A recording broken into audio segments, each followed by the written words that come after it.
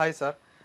നമ്മൾ എല്ലാവർക്കും ഉണ്ടാകുന്നൊരു പ്രശ്നമാണ് ഗ്യാസ് കയറുക എന്ന് പറയുന്നത്. പക്ഷേ ചില ആളുകൾ പറയാറുണ്ട് ഗ്യാസ് ഒന്നായിട്ട് നെഞ്ഞോട് കയറി, തലയിൽ കയറി, അല്ലെ ശരീരത്തിൻ്റെ മറ്റു ഭാഗങ്ങളിലേക്ക് കയറിയിട്ട് ഭയങ്കര വേദനയാണ്. അത് ചില സമയത്ത് അറ്റാക്ക് ആണോ എന്ന് തോന്നിപ്പോകുന്ന രൂപത്തിലൊക്കെ ഗ്യാസ് കയറിയിട്ട് വേദന ഉണ്ടാവാറുണ്ട് പറയുന്നത്. ഇത് ചില സമയത്ത് ചില ആളുകൾ പറയാറുണ്ട് നമുക്കിപ്പോൾ രാത്രിയാവുന്ന സമയത്ത് കിടന്നുറങ്ങുന്ന സമയത്തൊക്കെ പെട്ടെന്ന് ഗ്യാസ് കയറിയിട്ട് ഭയങ്കര വേദന. എന്നിട്ട് ഒരു സാധാരണ ഒരു പിന്നെ എന്തെങ്കിലും ഒരു പാൻറ്റപ്രസോൾ പോലെ എന്തെങ്കിലും മരുന്നുകളൊക്കെ കഴിച്ചാൽ ഗ്യാസ് പോവാറുണ്ട്. പക്ഷേ ഇതൊന്നും കിട്ടാത്ത സാഹചര്യത്തിൽ ഭയങ്കര ബുദ്ധിമുട്ടായിട്ട് ഏതെങ്കിലും ഹോസ്പിറ്റലിലേക്ക് ആ രാത്രി പോവേണ്ട ഒരു സിറ്റുവേഷൻ ഉണ്ടാവാറുണ്ട്. അപ്പം ഇങ്ങനെ ഗ്യാസ് കയറുന്നതിൽ നമുക്ക് എന്തൊക്കെ നമുക്ക് ചെയ്യാൻ പറ്റും? അതായത് ഇങ്ങനെ ഗ്യാസ് കയറിയാൽ ആ ഗ്യാസ് ഒന്ന് പുറത്താക്കാൻ വേണ്ടിയിട്ട് നമുക്ക് എന്ത് ചെയ്യാൻ പറ്റും? അല്ലെങ്കിൽ ഇങ്ങനെ ഗ്യാസ് കയറാതിരിക്കാൻ വേണ്ടിയിട്ട് നമുക്ക് സ്ഥിരമായിട്ട് ഈ ഗ്യാസ് കയറാതിരിക്കാൻ എന്തെങ്കിലും പ്രതിവിധികളുണ്ടോ? അല്ലെങ്കിൽ എന്താണ് ചെയ്യാൻ പറ്റുക എന്നുള്ളത് ഡോക്ടർ ഒന്ന് വിശദീകരിക്കുമോ? തീർച്ചയായിട്ടും നമുക്ക് ചില കണ്ടീഷനുകൾ ഇങ്ങനെയുള്ള അവസ്ഥകൾ വരുമ്പോൾ നമ്മുടെ ചുറ്റുപാടിൽ തന്നെ നമ്മുടെ അടുക്കളയിൽ തന്നെ ചെയ്യാൻ പറ്റാവുന്ന ഒരുപാട് മെഡിസിൻസ് ട്രീറ്റ്മെൻറ്റുകൾ അവൈലബിൾ ആണ്. പക്ഷെ നമ്മൾ ഈ പറഞ്ഞതുപോലെ PPIയിലോ അല്ലെങ്കിൽ മറ്റെന്തെങ്കിലും മെഡിസിൻസൊക്കെ എന്ത് ചെയ്യും, അതിന് അഡിക്റ്റ് ആയി കഴിഞ്ഞാൽ പിന്നീട് ഈവൻ എന്ത് ഇഷ്യൂ ഉണ്ടെങ്കിലും അത് യൂസ് ചെയ്യുന്ന ഒരു സിറ്റുവേഷൻ ഉണ്ടാകാറുണ്ട്. നമ്മൾ ഈ മെഡിസിൻ എടുക്കുന്നതിന് മുമ്പ് മനസ്സിലാക്കേണ്ട ഒരു കാര്യം, ഗ്യാസ് എന്നുള്ളത് വ്യത്യസ്ത തരത്തിലുണ്ട്. ഹൈപ്പർ അസിഡിറ്റി വരുന്ന കേസുകളുണ്ട്, അതുപോലെ ഹൈപ്പോ അസിഡിറ്റി വരുന്നുണ്ട്. അതായത് അസിഡിറ്റി കൂടിക്കഴിഞ്ഞിട്ട് ഗ്യാസ്ട്രൈറ്റിസ് അങ്ങനെയുള്ള പ്രശ്നങ്ങൾ വരുന്നുണ്ട്. അതേപോലെ തന്നെ അതിൻ്റെ ഓപ്പോസിറ്റ് സൈഡിൽ നിന്ന് ശരിയായ രീതിയിൽ ആസിഡ് സെക്രേഷൻ ഇല്ലാണ്ട് ദഹനം നടക്കാണ്ട് അങ്ങനെ ഗ്യാസ് പ്രൊഡ്യൂസ് ചെയ്യുന്ന കണ്ടീഷനുണ്ട്. ഈ രണ്ട് കണ്ടീഷന് വേർതിരിച്ചറിയുക എന്നുള്ളത് വളരെ ഇമ്പോർട്ടൻ്റ് ആണ്. അങ്ങനെ അറിയുമ്പോൾ മാത്രമാണ് നമുക്ക് പ്രോപ്പറായിട്ട് അതിനൊരു ട്രീറ്റ്മെൻറ്റിലേക്ക് പോകാൻ കഴിയുള്ളൂ. ഓൾമോസ്റ്റ് എല്ലാ കേസുകളിലും വരുന്ന ഒരു പ്രധാന റീസൺ എന്നുള്ളത് എച്ച് പൈലോറിയുടെ ഇൻഫെക്ഷനാണ്, അല്ലെങ്കിൽ എച്ച് പൈലോറിക്കിൻ്റെ അതിൻ്റെ ഒരു പ്രസൻസാണ്, അതിൻ്റെ ഒരു ആക്ടിവേഷനാണ് യഥാർത്ഥത്തിൽ ഇന്ന് കൂടുതൽ കണ്ടുവരുന്ന ഗ്യാസിൻ്റെ ഒരു കാരണം എന്നുള്ളത്. അപ്പോൾ ഈ ഗ്യാസ് കൂടുതലായിട്ട് കഴിഞ്ഞാൽ പറഞ്ഞതുപോലെ തന്നെ ഈ തലയിൽ കയറുക, അല്ലെങ്കിൽ ഹാർട്ട് ബേൺ എന്ന് വരെ പേര് വരും ഗ്യാസിന് പറയാറുണ്ട്. നെഞ്ചരിച്ചിൽ അല്ലെങ്കിൽ ഹാർട്ട് ബേൺ, അതായത് ഹാർട്ടിൻ്റെ ആ ഒരു ഭാഗത്ത് നമ്മൾ അറ്റാക്ക് വരുമ്പോൾ ഉണ്ടാകുന്ന ഒരു പെയിൻ സ്റ്റാർട്ട് ചെയ്യുന്നൊരു ഏരിയ ഉണ്ട്. അതേ ഭാഗത്തു നിന്ന് നമ്മൾ സ്റ്റേണം, അതായത് നെഞ്ചിൻ കൂടിൻ്റെ ഒരു ഭാഗത്തിൽ നിന്ന് ആ ഒരു സൈഡിൽ നിന്ന് തന്നെയാണ് ഈ പെയിൻ ഉണ്ടാകുന്നത്. അപ്പോൾ അതുകൊണ്ട് തന്നെ ഇത് അറ്റാക്ക് ആണോ ഹാർട്ടിൻ്റെ ഇഷ്യൂ ആണോ എന്നുള്ള പലപ്പോഴും നമുക്ക് കൺഫ്യൂസ്ഡ് ആക്കുന്ന ഒരു വിഷയം തന്നെയാണ്. അപ്പോൾ നമ്മൾ ആദ്യം ഞാൻ നേരത്തെ പറഞ്ഞ പോലെ ഹൈപ്പർ ആണോ അസിഡിറ്റി ആണോ ഹൈപ്പോ അസിഡിറ്റി ആണോ എന്നുള്ളത് ആദ്യം തിരിച്ചറിയണം. ഈ ഹൈപ്പർ അസിഡിറ്റിയുടെ കേസുകളിൽ കൂടുതലായിട്ട് ആസിഡ് സെക്രേഷൻ കൂടുക, ഈ സ്റ്റാർട്ടിങ്ങിൽ പറഞ്ഞല്ലോ ഞാൻ, എച്ച് പൈലോറിക് ഇൻഫെക്ഷൻ്റെ അമിതമായിട്ടുള്ള സെക്രേഷൻസ് വരും. അതിൻ്റെ ഇൻഫെക്ഷൻ വരുമ്പോൾ അമിതമായിട്ട് HCl പ്രൊഡ്യൂസ് ചെയ്യും, ആസിഡ് സെക്രേഷൻ കൂടും. അപ്പോൾ അങ്ങനെയുള്ള കേസുകളാണെന്നുണ്ടെങ്കിൽ അവർക്ക് വയറുകാളിച്ച ഭയങ്കരമായിരിക്കും, ശക്തമായിട്ട് വയറുകാളിച്ച ഉണ്ടായിരിക്കും. ഭക്ഷണം കഴിച്ചു കഴിഞ്ഞാൽ വീണ്ടും വീണ്ടും ഭക്ഷണം കഴിക്കാൻ തോന്നുക. ഒരു മണിക്കൂർ നമ്മൾ ഭക്ഷണം കഴിച്ചിട്ടുണ്ടാവുള്ളൂ, ശരിയായ രീതിയിൽ ദഹിക്കാനൊരു സമയം എടുത്തിട്ടില്ല. അപ്പോഴൊക്കെ എന്ത് ചെയ്യും, നമുക്ക് ഇനിയും ഭക്ഷണം കഴിക്കണം, ഭക്ഷണം ഒന്നും കഴിക്കാത്ത പോലെ ഒരു ഫീലിംഗ് തോന്നുക. അതേപോലെ ചില ആളുകൾക്ക് എന്ത് ചെയ്യും, ടോയ്ലറ്റിൽ ഭക്ഷണം കഴിച്ചാൽ ഉടനെ തന്നെ ടോയ്ലറ്റിൽ പോകാനുള്ള ഒരു ടെൻഡൻസി ഉണ്ടാവുക. അതേപോലെ ഓക്കാനം വരിക, രാവിലേക്ക് എഴുന്നേറ്റ് കഴിഞ്ഞാൽ ഓക്കാനം വരിക, ഛർദ്ദിക്കാനൊരു ഫീലിംഗ് വരിക, ചിലപ്പോൾ ഛർദ്ദിക്കുക തന്നെ ചെയ്യും, ചിലപ്പോൾ ഒരു യെല്ലോയിഷ് കളറിലുള്ള ഫ്ലൂയിഡ് ഛർദ്ദിക്കാറൊക്കെ ഉണ്ട് ഈ ഹൈപ്പർ അസിഡിറ്റിയുള്ള കേസുകളിൽ. അപ്പോൾ ഇവർക്കാണ് കൂടുതലായിട്ടും നമ്മൾ പലപ്പോഴും പറയുന്ന മൈഗ്രെയിൻ ഇഷ്യൂസ് ഉണ്ടാവുക. അതേപോലെ തന്നെ ഹൈപ്പർ അസിഡിറ്റിക്ക് ഒരു കാരണം ഉണ്ടാകുന്ന ഈ ടെൻഷൻ ഒരു പ്രധാന കാരണമാണ്. എച്ച് പൈലോറിക്കിൻ ഇൻഫെക്ഷൻ പറഞ്ഞത് അതേപോലെ തന്നെ മറ്റൊരു റീസണാണ് ഈ ടെൻഷൻ വരിക എന്നുള്ളത്. കൂടുതലായിട്ട് ടെൻഷൻ വന്നു കഴിഞ്ഞാൽ നമുക്കെന്ത് ചെയ്യും, ഗ്യാസ്ട്രിക് ഇഷ്യൂസ്, ഗ്യാസ്ട്രിക്കിൻ്റെ പ്രശ്നങ്ങൾ കൂടുതലായിട്ടുണ്ടാകും. ഞാൻ സിമ്പിളായിട്ടൊരു എക്സാമ്പിൾ പറയാം. നമ്മളിപ്പോൾ ഒരു വാഹനത്തിൽ യാത്ര ചെയ്യുകയാണ്, റോഡിലൂടെ യാത്ര ചെയ്യുന്ന സമയത്ത് പെട്ടെന്നൊരു ഒരാളങ്ങോട്ട് കടന്നില്ലെങ്കിൽ ഒരു പൂച്ച ഓപ്പോസിറ്റ് നമ്മൾ ക്രോസ് ചെയ്താൽ നമ്മൾ എന്ത് ചെയ്യും, പെട്ടെന്ന് സഡനായിട്ട് ബ്രേക്ക് പിടിക്കും. അങ്ങനെ ബ്രേക്ക് പിടിക്കുന്ന നേരത്ത് സ്വാഭാവികമായിട്ടും നമ്മുടെ വയറിൻ്റെ അകമാണ് പെട്ടെന്ന് അതിൻ്റെ ഒരു എഫക്റ്റ്, അല്ലെങ്കിൽ വയറ് കാണുക എന്ന് പറയും നമ്മുടെ നാടൻ ഭാഷയിൽ. അപ്പോൾ കണ്ടത് കണ്ണാണ്, പക്ഷെ അതിൻ്റെ എഫക്റ്റ് വന്നത് എവിടെയാണ്, ആ ഒരു കാളിച്ച ഫീൽ ചെയ്തത് നമ്മുടെ വയറ്റിലാണ്.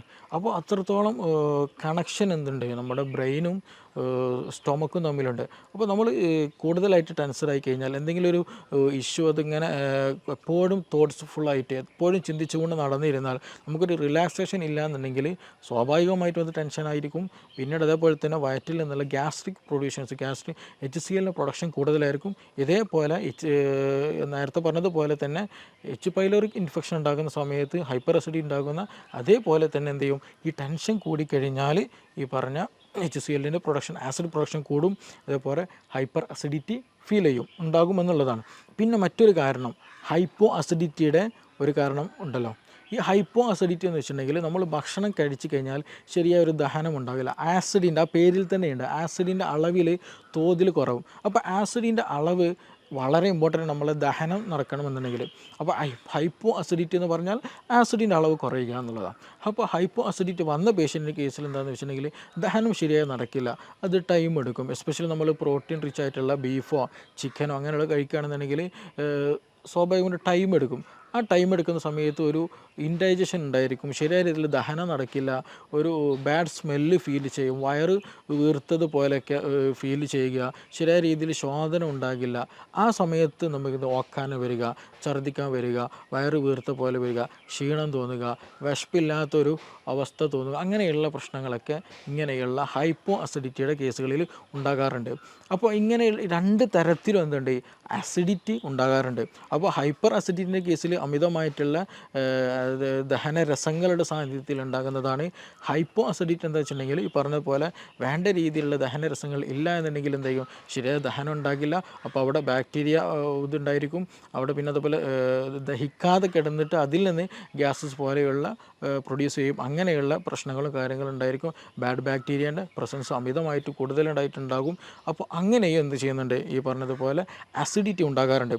അപ്പോൾ ഈ രണ്ട് കേസിലും രണ്ട് തരത്തിലാണ് നമ്മൾ ട്രീറ്റ് ചെയ്യേണ്ടത്. ഒന്ന് ഹൈപ്പർ അസിഡിറ്റിൻ്റെ കേസിൽ നമുക്ക് ഈ ലെമൺ ടീ വളരെ യൂസ്ഫുൾ ആയിട്ട് നമുക്ക് ചെയ്യാവുന്നതാണ്. ഹൈപ്പറായിട്ട് ഭയങ്കരമായിട്ട് ഗ്യാസ്ട്രിക്കിൻ്റെ ഇഷ്യൂസ് ഉണ്ടെങ്കിൽ, എപ്പോഴും ഛർദ്ദിക്കാൻ തോന്നുന്നുണ്ടെങ്കിൽ, ഓക്കാനം വരുന്നുണ്ടെങ്കിൽ, ഭയങ്കരമായിട്ട് എന്താ പറയുക വയറ് എപ്പോഴും പുകച്ചിലുണ്ടെന്നുണ്ടെങ്കിൽ അതിന് ഏറ്റവും ബെസ്റ്റായിട്ടുള്ള ഒരു ട്രീറ്റ്മെൻറ്റാണ് യഥാർത്ഥത്തിൽ ഈ ലെമൺ ടീ കുടിക്കുക എന്നുള്ളത്. ആ സമയത്ത് തന്നെ നമുക്ക് അക്യൂട്ടായി തന്നെ റിലീഫ് ഉണ്ട്. പിന്നെ അതേപോലെ തന്നെ ഈ ദഹിക്കാതെ ഞാൻ നേരത്തെ പറഞ്ഞല്ലോ, അത് ഹൈപ്പോ അസിഡിറ്റിൻ്റെ കേസിൽ അങ്ങനത്തെ കേസുകളിൽ വരുന്ന സമയത്ത് ഹൈപ്പോ അസിഡിറ്റിൻ്റെ കേസിൽ സമയത്ത് നമുക്ക് ഏറ്റവും ബെസ്റ്റ് വെളുത്തുള്ളി വളരെ യൂസ്ഫുള്ളാണ്. അതുപോലെ ഇഞ്ചി വളരെ യൂസ്ഫുള്ളാണ്. പിന്നെ ഗ്രാമ്പു, പട്ട പോലെയുള്ള മസാല കൂട്ടുകളുണ്ടല്ലോ, അത് നോർമൽ ലെവലിൽ നമ്മുടെ ഭക്ഷണത്തിൽ ചേർക്കുക. അത് വെച്ച് ചായ ഉണ്ടാക്കുക, അത് വെച്ചിട്ട് എന്തെങ്കിലുമൊക്കെ ഒരു ചെറിയ കഷായം പോലെ ഉണ്ടാക്കി കുടിക്കുന്നതൊക്കെ വളരെ ഹെൽപ്ഫുള്ളാണ്. നമ്മുടെ ഭക്ഷണം കഴിച്ചു കഴിഞ്ഞാൽ നമ്മൾ ജീരകം കഴിക്കുന്നതൊക്കെ യഥാർത്ഥത്തിലായ ഒരു അസിഡിറ്റി പോകാനാണ്, ദഹനം കൂടാനും കൂടെ വേണ്ടിയിട്ടാണ്. അതേപോലെ തന്നെ നമ്മൾ ഭക്ഷണം കഴിച്ചു കഴിഞ്ഞാൽ ഏറ്റവും നല്ലത് കോൾഡ് ഡ്രിങ്കിനേക്കാളും ബെസ്റ്റ് സാധാ നോർമൽ വാട്ടർ അല്ലാന്നുണ്ടെങ്കിൽ ചൂടുവെള്ളം കുടിക്കുക എന്നുള്ളതാണ് ദഹനത്തിന് ഏറ്റവും ഹെൽപ്ഫുള്ളാകുള്ളത്. അപ്പോൾ അതുകൊണ്ട് നമ്മൾ ഒരുപാട് ആളുകളുണ്ട് ഇന്ന് നമ്മൾ ഭക്ഷണം എന്തെങ്കിലും ഹെവി ഫുഡ് കഴിച്ചു കഴിഞ്ഞാൽ സെവനപ്പ് കുടിക്കുക, എന്തെങ്കിലും കൂൾ ഡ്രിങ്ക്സ് കുടിക്കുക, കാർബണേറ്റഡ് ഡ്രിങ്ക് കുടിക്കുക എന്നുള്ളത്. യഥാർത്ഥത്തിൽ കാർബണേറ്റഡ് ഡ്രിങ്ക് കുടിക്കുന്ന സമയത്ത് നമുക്കൊരു കംഫർട്ട് ഫീൽ ചെയ്യുന്നുണ്ടെങ്കിലും അത് ഗ്യാസ് കൂട്ടാനുള്ളൊരു വഴിയും കൂടെയാണ്. അത് കുടിച്ചു കഴിഞ്ഞാൽ പിന്നീട് ഗ്യാസ് എന്ത് ചെയ്യും, വീണ്ടും വീണ്ടും ശരീരത്തിൽ കൂടിക്കൊണ്ടിരിക്കും. അപ്പോൾ അത് നമ്മൾ എന്ത് ചെയ്യണം, നിയന്ത്രിക്കണം. അത് വളരെ ഇമ്പോർട്ടൻ്റ് ആണ്. അപ്പോൾ ഈ പറഞ്ഞു വെച്ചതുപോലെ ഈ ആസിഡ് കൂടുന്ന കേസുകളുണ്ട്, കുറയുന്ന കേസുകളുണ്ട്. അപ്പോൾ ഏതാണോ എന്നുള്ളത് തിരിച്ചറിയണം. ഇപ്പോൾ നേരത്തെ പറഞ്ഞതുപോലെ തന്നെ ചോദ്യത്തിൽ വന്നതുപോലെ തന്നെ രാത്രി സമയത്ത് നമുക്ക് ഛർദ്ദിക്കാൻ വരിക, വയറ് വീർത്ത പോലെ തരിക, ഓക്കാനം വരിക, പുളിച്ച് തികട്ടൽ വരിക, അങ്ങനെ ഉണ്ടാകാറുണ്ട്. അതിന് യഥാർത്ഥ കാരണം എന്ന് പറയുന്നത് വെച്ചാൽ നമ്മൾ രാത്രി കിടക്കുന്ന, എസ്പെഷ്യലി രാത്രി സമയത്ത് നമ്മൾ ഭക്ഷണം കഴിച്ച പാടേ കിടക്കരുത്. അങ്ങനെ കിടക്കുന്ന സമയത്ത് പലപ്പോഴും ഈ ഗ്യാസ്ട്രിക് ആയിട്ടുള്ള ഭക്ഷണം കഴിച്ച പാടേ കിടന്നു കഴിഞ്ഞാൽ ഗ്യാസ്ട്രിക്കിൽ ഏകദേശം ഫില്ലായിട്ടുണ്ടായിരിക്കും, അത്യാവശ്യം നല്ല ഫീൽഡ് കണ്ടീഷനായിരിക്കും. അപ്പോൾ അത് കിടക്കുന്ന സമയത്ത് എന്ത് ചെയ്യും, നമ്മുടെ ഈസോഫാഗസിലേക്ക് അന്നനാളത്തിലേക്ക് എന്ത് ചെയ്യും, ഈ ഗ്യാസ്ട്രിക് ഫ്ലൂയിഡ് വീണ്ടും റിട്ടേൺ അടിച്ചിട്ട് വരാനുള്ള സാധ്യത വളരെ കൂടുതലാണ്. അപ്പോൾ ഭക്ഷണം കഴിച്ച പാടെ എന്ത് ചെയ്യരുത്, ഒരിക്കലും കിടക്കരുത്. ഒരു അരമണിക്കൂറെങ്കിലും നമ്മൾ കുറഞ്ഞ് വെയിറ്റ് ചെയ്തതിന് ശേഷം ഒന്ന് വീട്ടിലൊക്കെ ഒന്ന് ചുറ്റുപാട് നടന്നു വന്നതിന് ശേഷം എന്ത് ചെയ്യുക, കിടക്കുന്നതാണ് ദഹനത്തിന് നല്ലത്, ഉറക്കം നന്നായി ലഭിക്കാനും നല്ലത്. അതുകൊണ്ടാണ് അങ്ങനെ അല്ലാണ്ട് നമ്മൾ അമിതമായിട്ട് ഭക്ഷണം കഴിച്ച് കിടക്കുമ്പോഴാണ് ഒരു സുപ്രഭാതത്തിൽ അല്ലെങ്കിൽ ഒരു പ്രത്യേക സമയത്ത് എന്ത് ചെയ്യും, നമുക്ക് ശക്തമായിട്ട് നെഞ്ഞുവേദന വരും, ഭയങ്കരമായിട്ട് പ്രശ്നങ്ങൾ ഉണ്ടായിരിക്കും.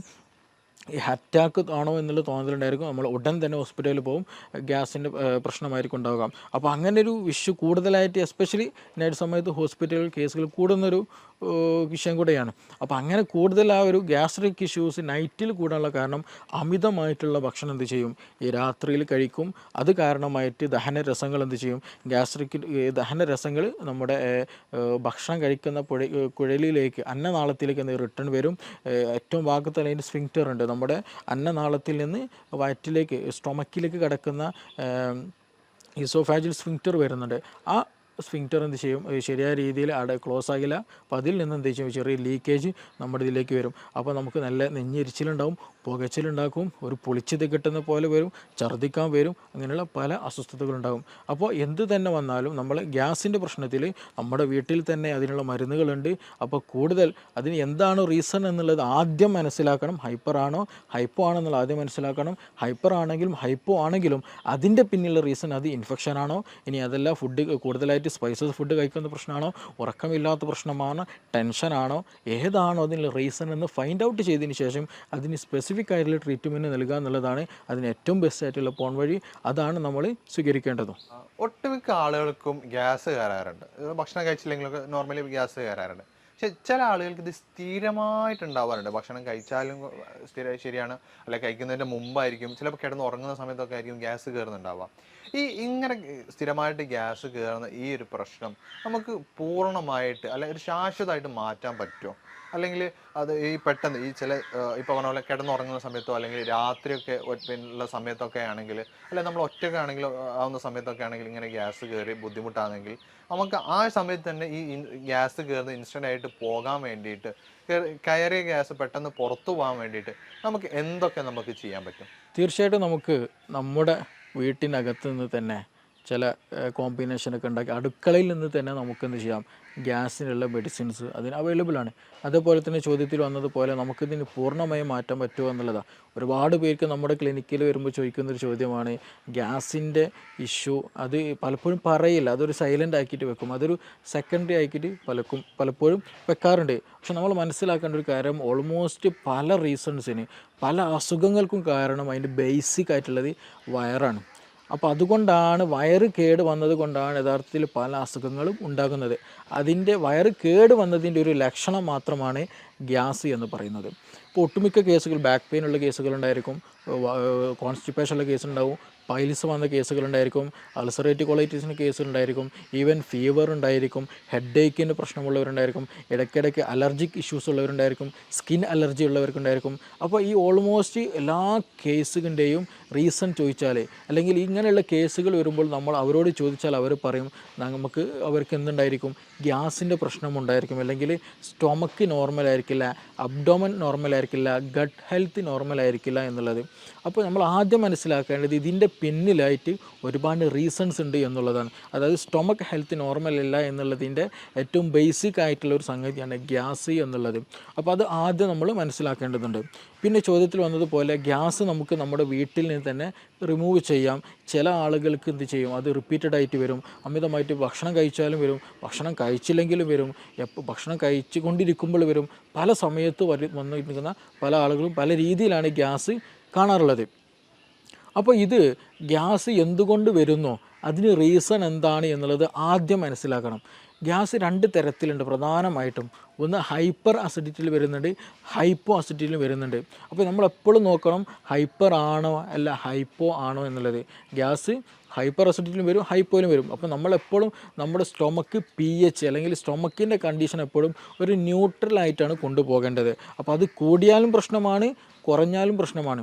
ഹൈപ്പർ അസിഡിറ്റിൻ്റെ കേസ് എടുത്ത് നോക്കാം. നമ്മൾ അമിതമായിട്ട് അങ്ങനെയുള്ള കേസുകളിൽ അമിതമായിട്ട് ക്ഷീണം തോന്നും, അമിതമായിട്ട് ചിലപ്പോൾ വയറുവേദന വരും, ഛർദ്ദിക്കാൻ വരും, ആൾ പറ്റ സ്കിന്നായിട്ട് ഭയങ്കര സ്കെൽറ്റലായിരിക്കും, കൂടുതൽ തടിയൊന്നും വെക്കൂല, ഇടയ്ക്കിടയ്ക്ക് ചിലപ്പോൾ ഭക്ഷണം കഴിച്ചാൽ പെട്ടെന്ന് വയറ്റിന്ന് പോകാൻ തോന്നും. അങ്ങനെയുള്ള പല അസ്വസ്ഥതകളും ഹൈപ്പർ അസിഡിറ്റിയിൽ കണ്ടുവരാറുണ്ട്. ഈ കേസുകളിൽ ഈ ഹൈപ്പർ അസിഡിറ്റി വരാനും ഒരുപാട് കാരണങ്ങളുണ്ട്. നമ്മൾ സ്പൈസി ആയിട്ടുള്ള ഫുഡുകൾ അമിതമായി കഴിക്കുക, കൂടുതൽ അസിഡിറ്റി കൂടിയ ഫുഡുകൾ, ഉപ്പിലിട്ടതൊക്കെ എന്ത് ചെയ്യുക, അമിതമായിട്ട് കഴിക്കുക, കൂടുതൽ ഉപ്പ് അടങ്ങിയിട്ടുള്ള ഭക്ഷണം കഴിക്കുക, പിന്നെ അതുപോലെ തന്നെ ടെൻഷൻ കൂടുതലായി ഉണ്ടാകുക, പിന്നെ അതുപോലെ എച്ച് പൈലോറിക്കിന് ഇൻഫെക്ഷൻ വരിക. അപ്പോൾ ഈ പറഞ്ഞ സാധനങ്ങളൊക്കെ ഏതെങ്കിലും ഒന്നുണ്ടെന്നുണ്ടെങ്കിൽ അത് നമ്മുടെ സ്റ്റൊമക്കിലുള്ള എപ്പിത്തീലിയൽ ലെയറിന് എന്ത് ചെയ്യും, ട്രിഗർ ചെയ്തുകൊണ്ടിരിക്കും. അവിടെയുള്ള HCl പ്രൊഡക്ഷൻ അത് എന്ത് ചെയ്യും, കൂട്ടാൻ കാരണമാകും. അപ്പോൾ HClൻ്റെ പ്രൊഡക്ഷൻ കൂടുക, ഗ്യാസ്ട്രിക് സെക്രീഷൻ കൂടിക്കഴിഞ്ഞാൽ സ്വാഭാവികമായിട്ടും അവിടെ ഗ്രാജ്വലി എന്ത് ചെയ്യും, അവിടെ ഇൻഫ്ലമേഷൻ വരും, അവിടെ ഇൻഫെക്ഷൻ വരും. അതിൻ്റെ കൂടെ തന്നെ അവിടെ ഗ്യാസ് പ്രൊഡക്ഷൻ കാരണം ഗ്യാസ് സൈറ്റ് ഇങ്ങനെ തികട്ടിയിട്ട് വരും. ചിലപ്പോൾ ഛർദി, വോമിറ്റിങ് വരും, ഛർദ്ദിക്കാൻ തോന്നും, ചിലപ്പോൾ നോസിയൻ്റെ അങ്ങനെ ഒരു ഫീലിംഗ് ഉണ്ടായിരിക്കും, തല ചുറ്റുന്നത് പോലെ തോന്നും, തലയിൽ എന്തോ ഹെവിനെസ് പോലെ, തലക്ക് കനമുള്ളത് പോലെയൊക്കെ തോന്നും. ഗ്രാജ്വലി ഇങ്ങനെയുള്ള ആളുകൾക്കാണ് എന്ത് പറയുക, തലയിൽ എന്തോ വെച്ചിട്ടുണ്ട്, അല്ലെങ്കിൽ മൈഗ്രെയിൻ പോലെയുള്ള ഒരു ഫീലിംഗ് വരെ ഇത് കാരണമുണ്ടാകും. അപ്പോൾ അതുകൊണ്ട് തന്നെ ചില ആളുകൾക്ക് ഭക്ഷണം, ഈ കേസുകളിൽ ഈ ഹൈപ്പർ അസിഡിറ്റിൻ്റെ കേസുകളിലാണ് കൂടുതൽ ആളുകൾ മൈഗ്രെയിൻ പോലും ഉണ്ടാകുന്നത്. അപ്പോൾ അതിൻ്റെയൊക്കെ ബേസിക് റീസണും അല്ലെങ്കിൽ നമുക്ക് കാണാൻ കഴിയുന്നതാണ് ഈ പറയുന്ന ഗ്യാസാണ്. അപ്പോൾ എപ്പോഴും ഗ്യാസ് ഉള്ളവർ ശ്രദ്ധിക്കണം. അത് മേ ബി ഈവൻ ക്യാൻസർ വരെ നീളാൻ ചാൻസ് ഉണ്ട്. അതേപോലെ തന്നെ ഈ പറഞ്ഞ പോലെ മൈഗ്രെയിനിലേക്ക് വരാൻ നീളാനുള്ള ചാൻസ് ഉണ്ട്. അപ്പോൾ അതുകൊണ്ട് തന്നെ ഈ മൈഗ്രെയിൻ കേസുകൾ എടുത്ത് നോക്കിയാൽ അവർ പറയുന്ന റീസൺ എന്താണെന്ന് വെച്ചിട്ടുണ്ടെങ്കിൽ സമയത്തിന് ഭക്ഷണം കഴിച്ചില്ല എന്നുണ്ടെങ്കിൽ തലവേദന വരുമെന്നുള്ളതാണ്.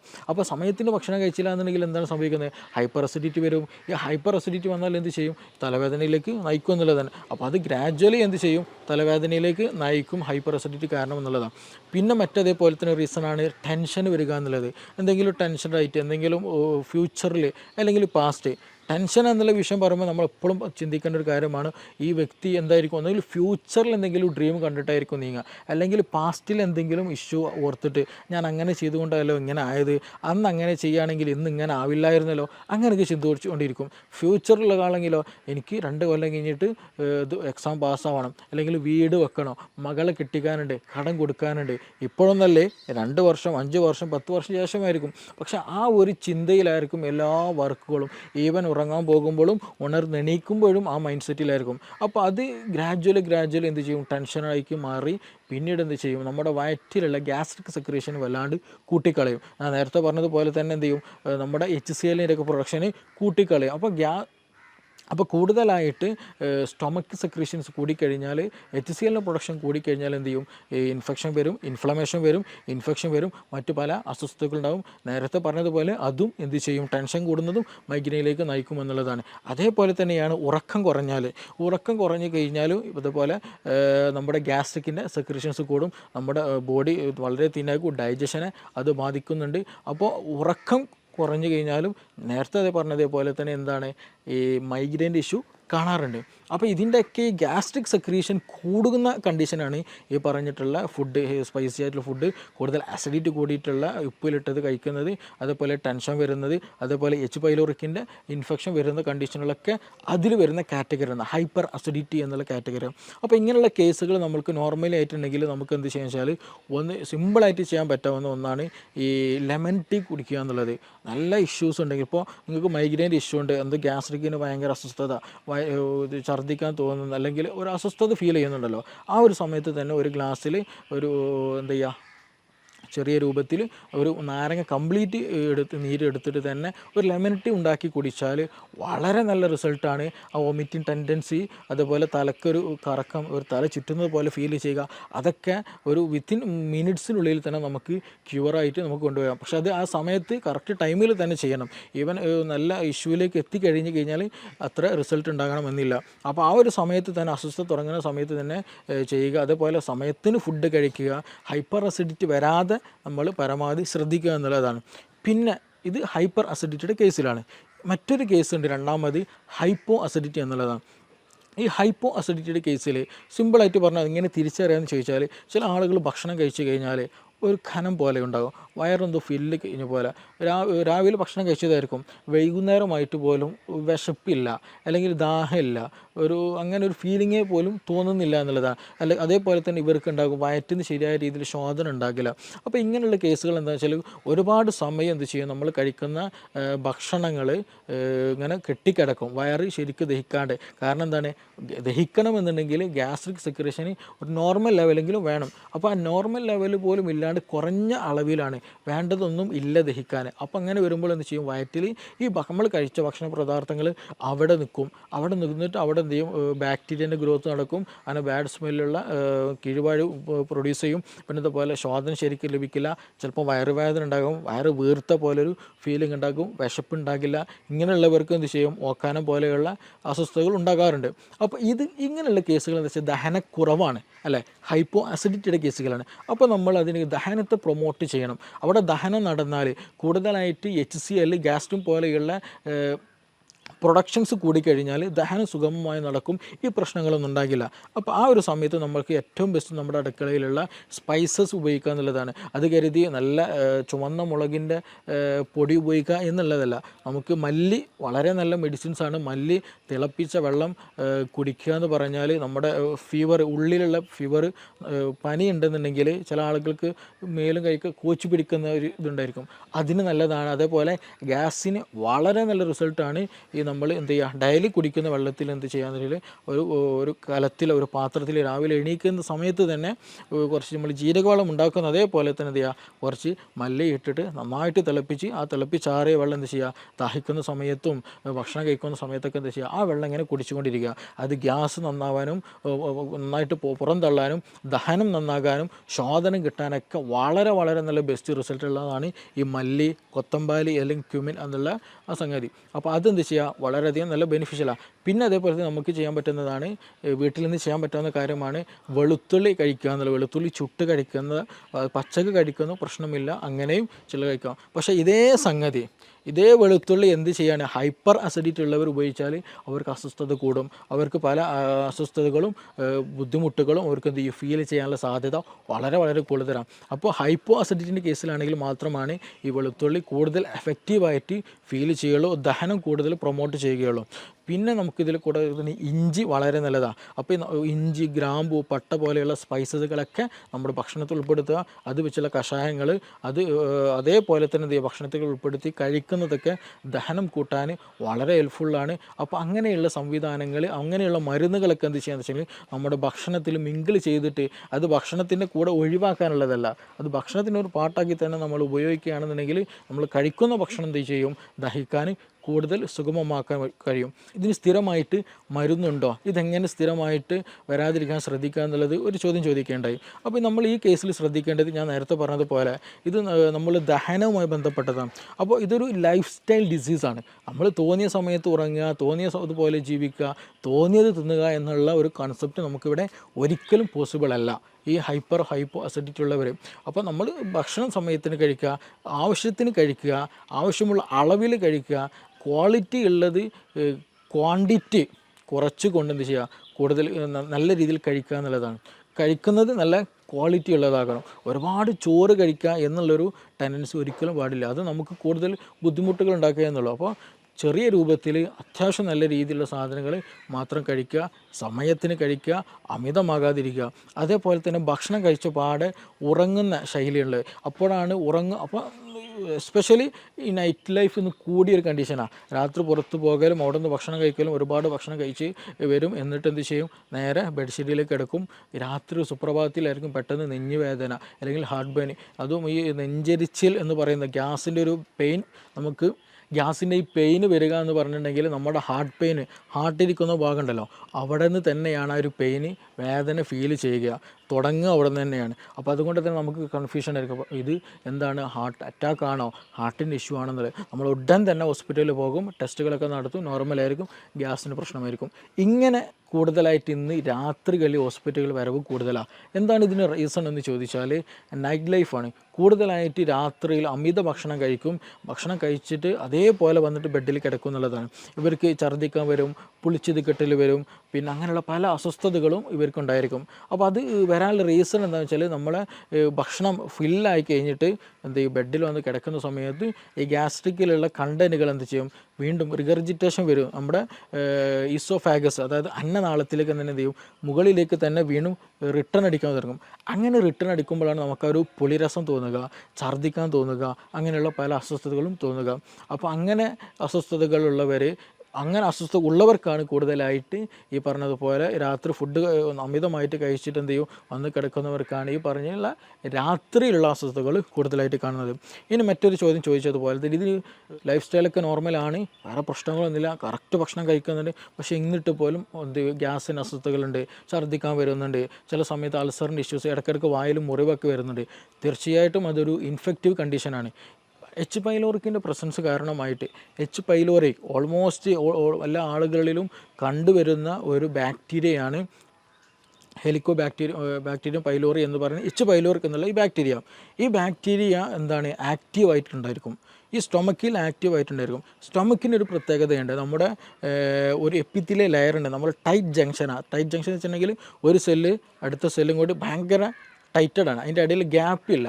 അങ്ങനെ ടൈറ്റായിട്ട് ഇങ്ങനെ നിരയായിട്ട് വെച്ച ഒരു ലെയറാണ് എപ്പിത്തിലെ ലെയർ. അതിന് നേരെ മുകളിലാണ് മ്യൂക്കസ് എന്നുള്ള ഒരു വഴുവഴുത്ത ഒരു കൊഴുപ്പുണ്ടായിരിക്കും.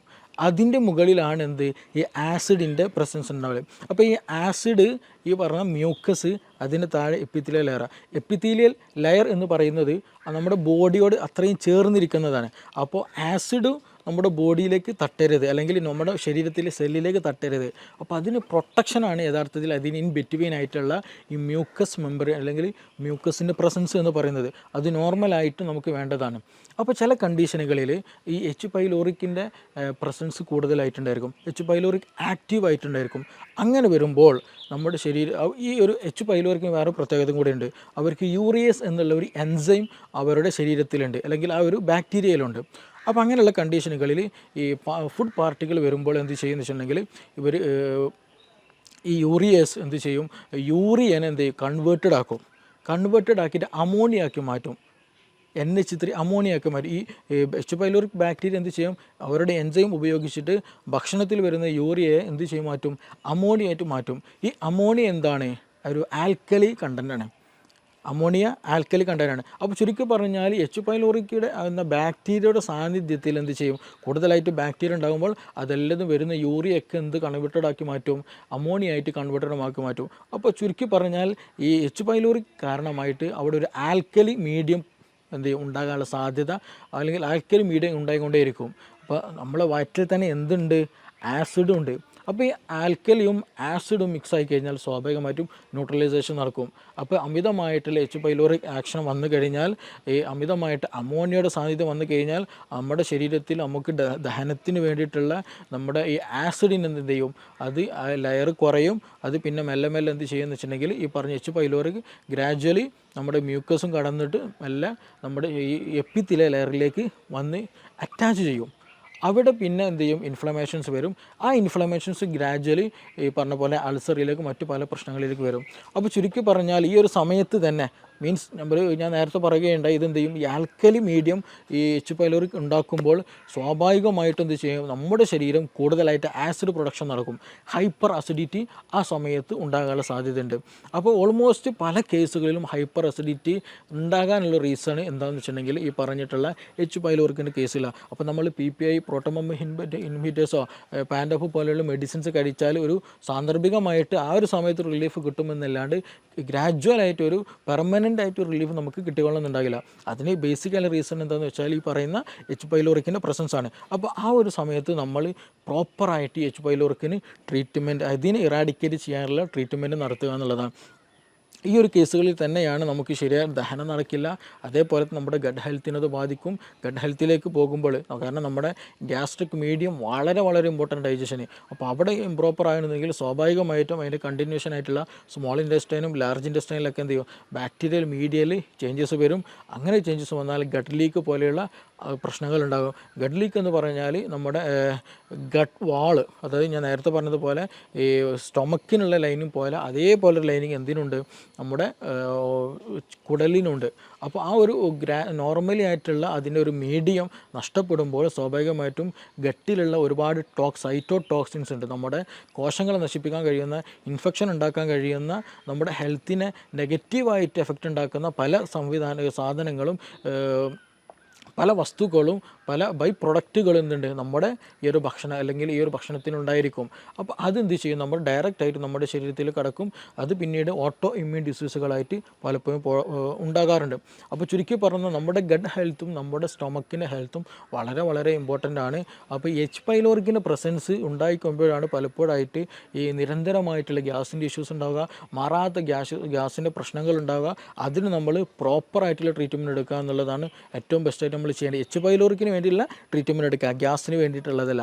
ഗ്യാസ് എന്നുള്ളത് അതൊരു സിംറ്റം മാത്രമാണ്. അത് അങ്ങനെ ഒരു ഇൻഫെക്ഷൻ അവിടെയുണ്ട് എന്ന് അറിയിക്കാനൊരു സിംറ്റം മാത്രമാണ്. അപ്പോൾ അതിന് വേണ്ടി നമ്മൾ ചെയ്യേണ്ടത് ഗ്യാസിന് ട്രീറ്റ്മെൻറ്റ് ചെയ്യുക എന്നുള്ളതല്ല.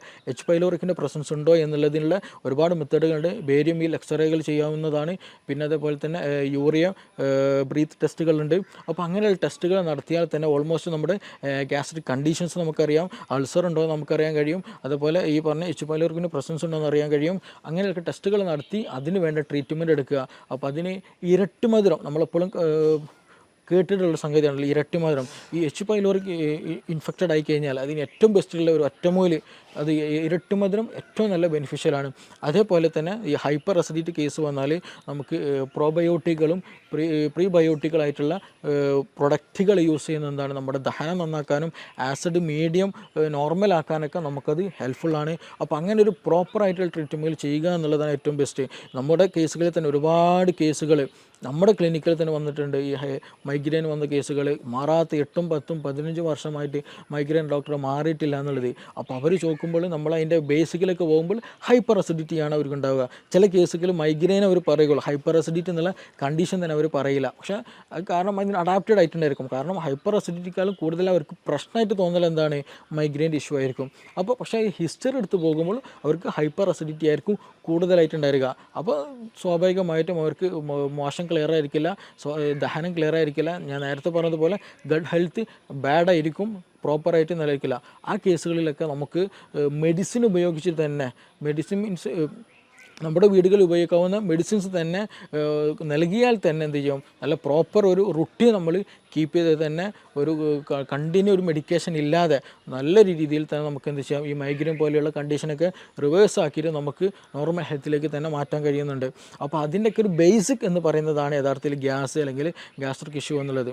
അപ്പോൾ ഇതിന് പ്രോപ്പർ ട്രീറ്റ്മെൻറ്റ് ഉണ്ട്, പ്രോപ്പർ വേ ഓഫ് ലിവിങ് ഉണ്ട്. അപ്പോൾ അത് ഏത് റൂട്ടിലാണോ ഏതാണോ പ്രശ്നം എന്നുള്ളത് ഐഡൻറ്റിഫൈ ചെയ്യുക എന്നുള്ളതാണ് ഫസ്റ്റ് നമ്മൾ ചെയ്യേണ്ടത്.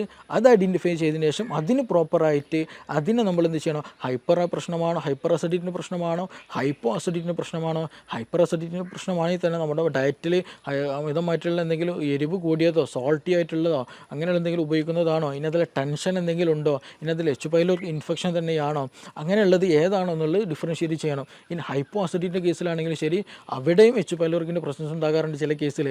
അപ്പോൾ അത് വന്നതാണോ, ഇനി അതല്ല വേറെ അമിത ഭക്ഷണമാണോ, നമ്മുടെ റുട്ടീനുള്ള പ്രശ്നമാണോ, അത് ഏതാണോ എന്നുള്ളത് നമ്മൾ കറക്റ്റ് ഐഡൻറ്റിഫൈ ചെയ്യേണ്ടതുണ്ട്.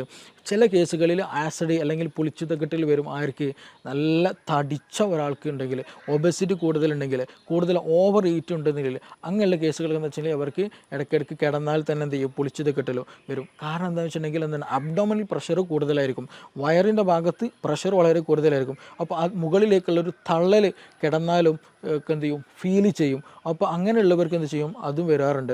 അപ്പോൾ ആ ഒരു കേസിലൊക്കെ എന്താ വെച്ചാൽ നമ്മൾ ചെയ്യേണ്ടത് അതിന് വേണ്ടിയിട്ടുള്ള ട്രീറ്റ്മെൻറ്റ് എടുക്കുക എന്നുള്ളതാണ്. അപ്പോൾ ചുരുക്കി പറഞ്ഞാൽ ഇതിന് പ്രോപ്പറായിട്ട് തന്നെയുള്ള ട്രീറ്റ്മെൻറ്റ്. ഗ്യാസ് എന്നുള്ളത് ബേസിക് ആയിട്ടുള്ള ഒരു റീസണാണ്.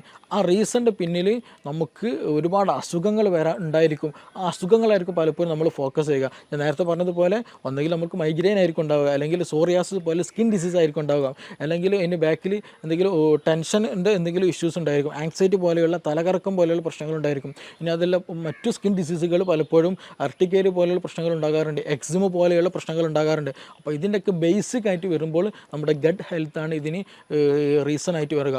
അപ്പോൾ അതിൻ്റെ ഒരു കാരണം അല്ലെങ്കിൽ ഗട്ട് ഹെൽത്ത് പ്രോപ്പർ അല്ല എന്ന് കാണിക്കാനുള്ള ഒരു സിമ്പൽ മാത്രമാണ് യഥാർത്ഥത്തിൽ ഗ്യാസ് എന്ന് പറയുന്നത്. അപ്പോൾ നമ്മുടെ ഗട്ട് ഹെൽത്ത് പ്രോപ്പറാക്കുക, നമ്മൾ പ്രോപ്പറായിട്ടുള്ള ഡയറ്റ് എടുക്കുക, പ്രോപ്പറായിട്ടൊരു നല്ല ബെനിഫിഷ്യൽ ആയിട്ടൊരു ലൈഫ് സ്റ്റൈൽ കീപ്പ് ചെയ്യുക എന്നുള്ളതാണ് ഇതിന് ഏറ്റവും ബെസ്റ്റ് ആയിട്ടുള്ള ഒരു മെഡിസിൻ എന്നുള്ളത്.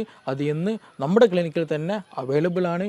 ഒരുപാട് ആളുകൾക്ക് അതുകൊണ്ട് ഒരുപാട് അസുഖങ്ങൾക്ക് ഗട്ട് ഹെൽത്ത് നോർമലാക്കിയതിൽ കൂടെ നമുക്ക് ട്രീറ്റ് ചെയ്യാൻ കഴിഞ്ഞിട്ടുണ്ട്. Okay, thank you.